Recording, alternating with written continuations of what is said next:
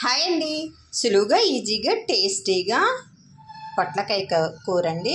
పొట్లకాయని పాలు పోసి మంచిగా టేస్టీగా ఎలా తయారు చేసుకోవాలో ఈరోజు చూద్దామండి. దానికోసం ఒక పావు కేజీ దాకా పొట్లకాయ తీసుకున్నాము. పాలండి ఒక పావు లీటరు కాచి చల్లార్చుకోవాలి. కాచుకుందాము. ఇప్పుడు వీటన్నిటిని కట్ చేసి పెట్టుకుందామండి. పొట్లకాయనండి పైనంతా వైట్గా ఉండిద్ది, అదంతా బూడిదంతా పోవటానికి కొంచెం సాల్ట్ వేసి రుద్దుకుంటే ఆ బూడిదంతా పోయిద్దండి. ఇప్పుడు వీటిని సన్నగా కట్ చేసి పెట్టుకుందాము. ఆనియన్ కూడా కట్ చేసి పెట్టుకొని పచ్చిమిర్చి కట్ చేసి పక్కన పెట్టుకుందామండి. ఈ విధంగా కడిగి శుభ్రం చేసేసుకొని కట్ చేసి పక్కన పెట్టుకున్నామండి. పాలు అనేవి కాచి చల్లార్చుకొని అక్కడ పక్కన పెట్టేసుకున్నాము. వెల్లుల్లిపాయలు, ఉల్లిపాయ, ఆయిల్, పచ్చిమిర్చి సన్నగా కట్ చేసి పెట్టుకోవాలి. కొద్దిగా కొబ్బరి పొడి అండి, కొంచెం వాటర్ వేసుకొని